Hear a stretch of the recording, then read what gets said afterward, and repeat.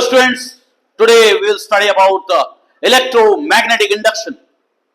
Whenever current flows through a wire, magnetic field established around it.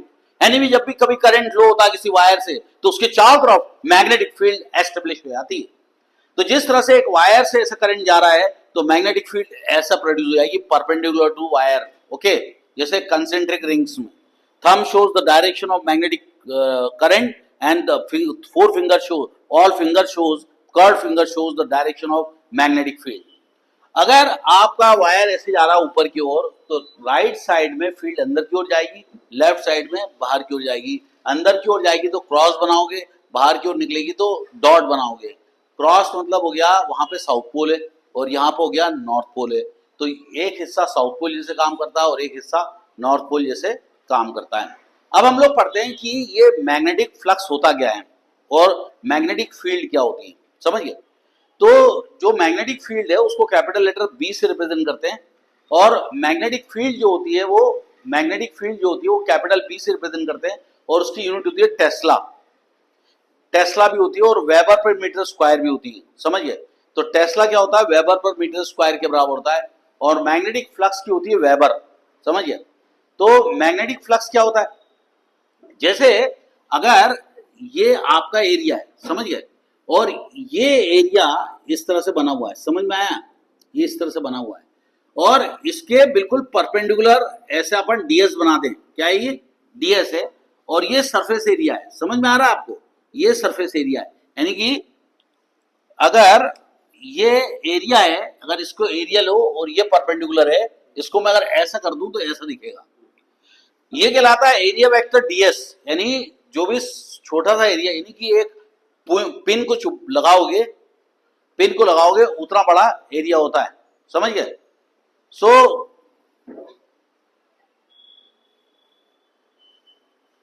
तो जब pin को लगाओगे उतना बड़ा एरिया होता है, ये एरिया वेक्टर डीएस होता है और ये एरिया होता है, समझ में आया।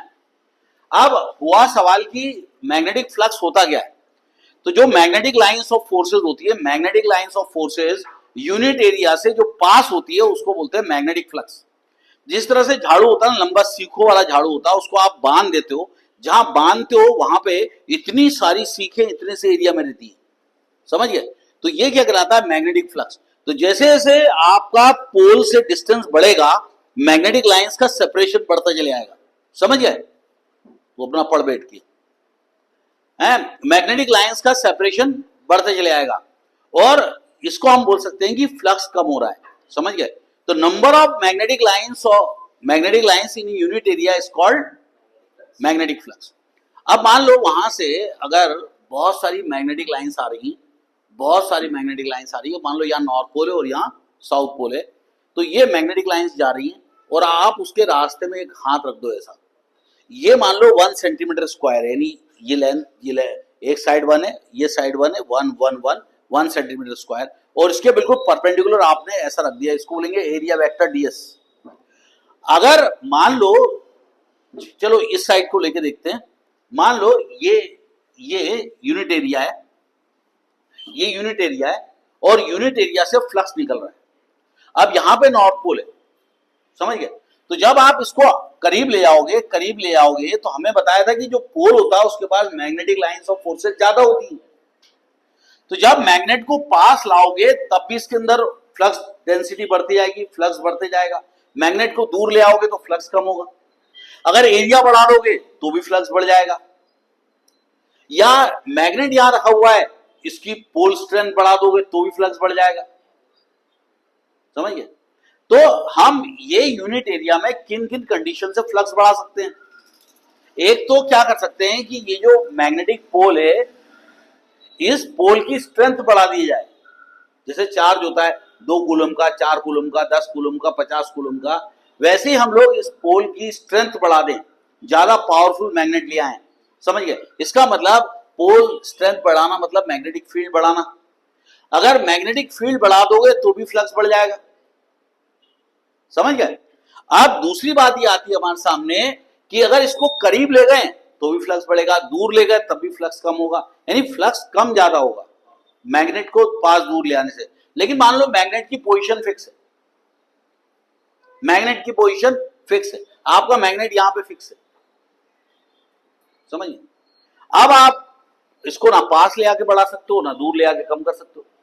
मुझे यहां पर फ्लक्स बढ़ाना है तो क्या करना पड़ेगा बताओ? यहां पे मैग्नेटिक फ्लक्स बढ़ाने के लिए मैं पोल स्ट्रेंथ बढ़ा दूंगा, यानी मैग्नेटिक फील्ड बढ़ा दूंगा। अगर मैग्नेटिक फील्ड बढ़ा दूंगा, मैग्नेटिक फील्ड स्ट्रांग कर दूंगा, तो यहां पे मैग्नेटिक लाइंस ऑफ फोर्सेस बढ़ जाएंगी। दूसरी बात, अगर मैं ये एरिया बढ़ा दूंगा तब भी बढ़ जाएगी, एरिया कम कर दूंगा कम हो जाएगी। यानी एरिया पे फर्क पड़ रहा है और बी पे भी फर्क पड़ रहा है। लेकिन एक और फैक्टर होता है जिसको जनरली बच्चे इग्नोर कर देते, ध्यान नहीं देते। अगर मान लो वहां से मैग्नेटिक लाइंस आ रही हैं, समझिए, और ये एरिया है, तो ये एरिया के सामने अगर अपन ऐसा डाउन करते हैं तो ये होता है एरिया वेक्टर, लेकिन ये तो अपोजिट डायरेक्शन में हो गया। मैं इसको ऐसा कर देता हूं तो ये हो गया एरिया वेक्टर और ये हो गया एरिया, ये एरिया वेक्टर हो गया। तो एरिया वेक्टर जो है वो मैग्नेटिक लाइंस के साथ कितना एंगल बना रहा है? 0। तो जब मैग्नेटिक लाइंस के साथ अगर वो 0 डिग्री बनाएगा तो आपको मैक्सिमम फ्लक्स मिलेगा इसके अंदर, जो एरिया है इसमें मैक्सिमम फ्लक्स मिलेगा।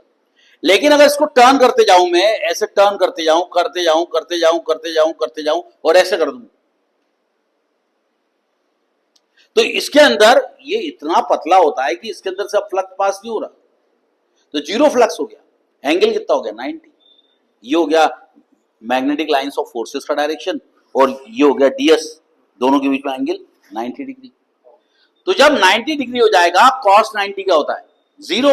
तो हमारा फॉर्मूला होता है magnetic flux phi is equal to E ds cos of theta. चाहो तो थीटा, अगर वो कॉइल है वो रोटेट कर रही है तो थीटा की जगह ओमेगा टी यूज करते हैं।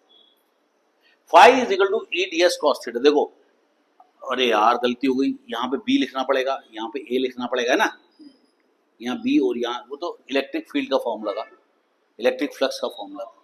ये मैग्नेटिक फील्ड हो गई, ये एरिया हो गया और ये cos थीटा हो गया। मतलब मैग्नेटिक फ्लक्स अगर देखा जाए तो किन बात पर डिपेंड करता है ना? Magnetic field intensity, magnetic field intensity के ऊपर डिपेंड करता है, एरिया ऑफ क्रॉस सेक्शन पर डिपेंड करता है, और पोल स्ट्रेंथ, तो पोल स्ट्रेंथ ज्यादा रहेगा तभी तो बी ज्यादा रहेगा। एंगल के पे डिपेंड करेगा, यानी कि आपका जो आपका एरिया वेक्टर का डायरेक्शन है, एंगल है, angle between magnetic lines of forces and DS, इसका जो एंगल है उस पर भी डिपेंड करेगा। अब हम लोगों को ये पता चल चुका है कि मैग्नेटिक फ्लक्स होता क्या है। Magnetic flux group of magnetic lines of forces passing through unit area. देखो, फ्लक्स की यूनिट वेबर होती है और मैग्नेटिक फील्ड की यूनिट होती है वेबर पर मीटर स्क्वायर या टेस्ला। गॉस में भी यूनिट होती है, one gauss is equal to 10⁻⁴ tesla, और ये tesla weber per metre square के बराबर होता है, समझ गए? तो यहां पर मैंने वेबर पर मीटर स्क्वायर को लिख दिया है, लेकिन यहां पर भी मुझे 10⁻⁴ मल्टीप्लाई करना पड़ेगा, क्योंकि ये 1 गॉस है और वेबर पर मीटर स्क्वायर बराबर नहीं होता, तो weber per metre square Tesla के बराबर होता है। तो अब हमारे पास कंडीशन ये आ गई कि व्हाट इज इलेक्ट्रोमैग्नेटिक इंडक्शन। अब हम कहां जा रहे हैं? इलेक्ट्रोमैग्नेटिक इंडक्शन, समझ गए? Whenever there is a change in magnetic flux linked with the coil, whenever there is a change in magnetic flux linked with the coil, induced EMF is generated in that coil। यानी कि जब किसी coil के अंदर magnetic flux very करता है और बदलता है, कम ज्यादा होता है, ऐसी स्थिति में उसके अंदर इंड्यूस्ड ईएमएफ पैदा होता है, और ये इंड्यूस्ड ईएमएफ के कारण इंड्यूस्ड करंट पैदा होता है, और इंड्यूस्ड करंट को पैदा होने के फिनोमेना को अपन बोलते हैं इलेक्ट्रोमैग्नेटिक इंडक्शन। यानी कि जब आपने मैग्नेटिक फ्लक्स को चेंज किया, कम ज्यादा किया, कॉइल के अंदर होना चाहिए, तब उसके अंदर करंट पैदा हो जाता है। अब ईएमएफ होता क्या है? ईएमएफ एक प्रकार का वर्क डन है। जिस तरह से पोटेंशियल होता है उसी तरह से ईएमएफ होता है, work done in circulating charge from one terminal to another terminal in close circuit. तो एक चार्ज को मूव करने के लिए जो लगता है वो ईएमएफ कहलाता है। मैं तुम्हें ईएमएफ का एक एग्जांपल लेता हूँ, एग्जांपल समझाता हूँ। मान लो एक बड़ा सा स्विमिंग पूल है 100 मीटर का, समझ लो जो का जो खालसा जिम है उसमें वो स्विमिंग पूल है 100 मीटर का। उसमें एक तरफ इंसान खड़ा हुआ है, समझ गए, एक तरफ इंसान खड़ा हुआ है और ये इंसान के पास अभी एनर्जी जीरो है, समझ गए। हमने क्या करा, एक ग्लास इसको टॉनिक पिलाया, उससे उसको 100 जूल की एनर्जी आ गई। कितनी आ गई? 100 जूल की। और 1 मीटर को क्रॉस करने के लिए 1 जूल चाहिए था, तो 100 मीटर का स्विमिंग पूल है, तो आपको 100 मीटर पहुंचाना है। वो आदमी जो है वो क्या है, चार्ज है। और स्विमिंग पूल के अंदर जो विस्कोसिटी है, जो आदमी के मोशन को रोकेगा, समझ गए, वो सिस्टम का रेजिस्टेंस है, समझ गए। तो वो आदमी जब स्विमिंग पूल में ऐसे हाथ मारेगा, यूं हाथ मारेगा, तो उसकी एनर्जी यूटिलाइज हो रही ना, आई समझ में। तो work done in circulating a charge from one terminal to another terminal, यानी जहां पे वो खड़ा था वो एक टर्मिनल हो गया, वो कोने में जाएगा वो दूसरा टर्मिनल हो गया। तो वो चीज कहलाती है ईएमएफ। और ईएमएफ की अगर सही डेफिनेशन देखी जाए, वो बोलता है maximum potential at any electrode in open circuit. अभी सर्किट ओपन है, यानी वो लड़का व्यक्ति बाहर खड़ा हुआ है, अभी तैरना चालू नहीं किया उसने, ऐसा खड़ा हुआ है और उसने 100 जूल का टॉनिक पिया हुआ है, तो अभी उसके पास एनर्जी कितनी है? 100 जूल, तो वो वहां पार कर जाएगा। तो 100 जूल उसके अंदर मैक्सिमम पोटेंशियल हो गया। लेकिन ये 100 जूल कब रहेगा? जब वो बाहर रहेगा। जैसे वो सर्किट क्लोज होगा तो उसका मोशन चालू हो जाएगा, तो वो वर्क डन यूटिलाइज होगा। तो work done in circulating charge from one terminal to another terminal in close circuit is called EMF, या maximum potential at any electrode in open circuit is called EMF. EMF जो होता है resistance पे depend नहीं करता, वो open circuit में भी जिंदा रहता है, लेकिन पोटेंशियल डिफरेंस कभी भी ओपन सर्किट में जिंदा नहीं रहता। अगर आपने सर्किट तोड़ दिया तो पोटेंशियल डिफरेंस होता ही नहीं। पोटेंशियल डिफरेंस हमेशा क्लोज सर्किट में होता है और दोनों की यूनिट वोल्ट होती है, 3 वोल्ट, 4 वोल्ट, 5 वोल्ट ऐसी होती है। तो ईएमएफ मतलब वर्क डन, ईएमएफ मतलब काम, ईएमएफ मतलब वर्क डन। तो अब होता क्या है कि जैसे मान लो ये आपकी कॉइल है, ये कॉइल है और ये कॉइल को मैंने एक गैल्वेमीटर लगा दिया, समझ गए, ये कॉइल को मैंने गैल्वेमीटर लगा दिया और ये मेरा नॉर्थ पोल है और ये साउथ पोल है। तो अब मैंने क्या करा, इसको ये मूव करूंगा, मूव टुवर्ड्स कॉइल, क्या बोलेंगे, टुवर्ड्स कॉइल, यानी कि इंडक्टर, कॉइल को क्या बोलते हैं, इंडक्टर, मूव टुवर्ड्स कॉइल, समझ गए। तो मैं तुम्हें एक पहले फिनोमेना समझाता हूं। मान लो एक तार है, उस तार को मैंने ऐसे ऐसे लपेट दिया और यहां से गिरा दिया, तो एक तरफ से एंटी क्लॉकवाइज चलेगा और एक तरफ से क्लॉकवाइज उतरेगा, समझ गए, उल्टा भी हो सकता है। तो जहां से एंटी क्लॉकवाइज टर्निंग में करंट फ्लो होगा वहां पे नॉर्थ पोल पैदा हो जाता है, जहां पे क्लॉकवाइज टर्निंग से करंट उतर रहा है वहां पे साउथ पोल पैदा हो जाता है, और ये एक बार मैग्नेट जैसे काम करने लगता है, इसको बोलते हैं सोलेनॉइड, समझ गए। तो हम लोग यहाँ पर क्या करेंगे कि वर्क डन करना, हमको वर्क डन तभी हो सकता है जब या तो रिपल्सिव फोर्स या अट्रैक्टिव फोर्स के अगेंस्ट में काम करे अपन, समझ गए। तो करंट क्यों पैदा होता है वो समझ रहे अपन लोग, फिर बाद में डेफिनेशन पढ़ेंगे। तो ये मैग्नेट को जब कॉइल की तरफ ले आते हैं अपन, मैग्नेट को कॉइल की तरफ जाते हैं, कॉइल रुका हुआ है, या तो कॉइल को ले आओ या तो मैग्नेट को ले आओ, दोनों केस एक ही बात है, पर कॉइल तो फिक्स रहती। तो मैग्नेट को जब कॉइल के पास ले आएंगे अपन, तो इसके ऊपर क्या फ्लक्स बढ़ेगा, क्यों बढ़ेगा, क्योंकि मैग्नेट के पोल के पास मैग्नेटिक लाइंस ऑफ फोर्सेस का ग्रुप ज्यादा होता है, डेंसिटी ज्यादा होती है, जैसे जैसे मैग्नेट से दूरी बढ़ती है उसकी फ्लक्स डेंसिटी कम होने लगती है। तो जब मैग्नेट को कॉइल के पास ले आओगे तो इसके अंदर फ्लक्स, मैग्नेटिक फ्लक्स बढ़ने लगेगा, और ये बढ़ता हुआ मैग्नेटिक फ्लक्स जो है वो करंट को जन्म देगा, और उसको बोलेंगे induced current, because of induced EMF. क्या पैदा होगा, इंड्यूस्ड ईएमएफ। इंड्यूस मतलब अपने आप पैदा हो जाना। जैसे आप मान लो कोई अगर वायरल फीवर का मरीज है, वो उसके पास जाते हो तो आपको भी वायरल हो जाता है ना, तो आप इंड्यूस्ड हो गए हो, समझ गए। चंदन के पेड़ के पास में जो पेड़ रहते हैं वो भी चंदन के हो जाते हैं, क्या वो इंड्यूस्ड हो गया। आप अगर अच्छे संगत में रहोगे तो आपके अंदर अच्छी आदतें आएंगी। ये अपने शास्त्रों में लिखा है कि संगत रखो साधु की, साधु मतलब अच्छे लोगों की। जब आप अच्छे लोगों की संगत रखोगे तो आपको इंडक्शन क्या होगा, अच्छा होगा। बुरे लोगों के साथ रहोगे तो बुरा रहेगा। वही चीज कहलाती है इंडक्शन, यहाँ पे भी वही चीज है, अपने आप करंट पैदा होता है। तो when magnet bring towards coil, magnetic flux increases minimum to maximum. तो यहां पे फ्लक्स जब बढ़ता है तो इस कॉइल के अंदर इंड्यूस्ड ईएमएफ पैदा हो जाता है, और इंड्यूस्ड ईएमएफ पैदा होने के कारण करंट फ्लो होने लगता है। और ये करंट इस तरह से फ्लो होता है कि अगर ये नॉर्थ पोल है तो यहां पे भी ऑटोमेटिक नॉर्थ पोल पैदा हो जाता है। अगर यहाँ नॉर्थ पोल पैदा हो गया तो ये हिस्से में क्या होगा, करंट एंटी क्लॉकवाइज होगा। यानी कि ये अगर मैं देखूं तो ये क्लॉकवाइज है, ये एंटी क्लॉकवाइज है, यानी यहां से करंट ऊपर जाएगा, यहां से नीचे आएगा और आपका जो डिफ्लेक्शन है इस तरफ दिखाएगा।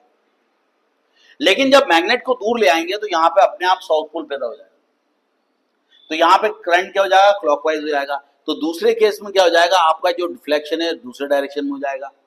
लेकिन अगर मैग्नेट को रुका रखोगे, मैग्नेटिक फ्लक्स चेंज नहीं होगा, तो ये करंट फिर से दिखाना बंद कर देगा और ये रहेगा स्ट्रेट।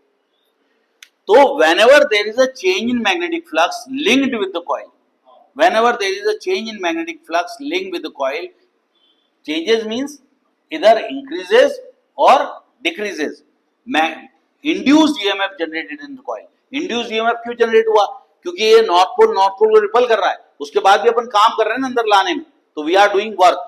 तो ये जो सिस्टम होता है, ये सिस्टम इसके मोशन को रोकना चाहता है, इसलिए यहाँ नॉर्थ पोल पैदा कर लेता है। और जब वन दूर ले आते हैं तो फ्लक्स कम नहीं होने देना चाहता हो, फ्लक्स बढ़ेगा तो भी रोकेगा, कम होगा तो भी रोकेगा। दोनों कंडीशन में अपन को वर्क डन करना पड़ेगा, और वो वर्क डन के कारण क्या पैदा होगा बताओ, ईएमएफ पैदा होगा। और ईएमएफ पैदा होने से क्या पैदा होता है, इंड्यूस्ड करंट पैदा होता है, और इस फिनोमेना को बोला जाता है electromagnetic induction. Whenever there is a change in magnetic flux linked with the coil, induced EMF generated in the coil due to which current flows, and this current is known as induced current, and the phenomena is known as electromagnetic induction. So bye bye students, have a nice time, God bless you all.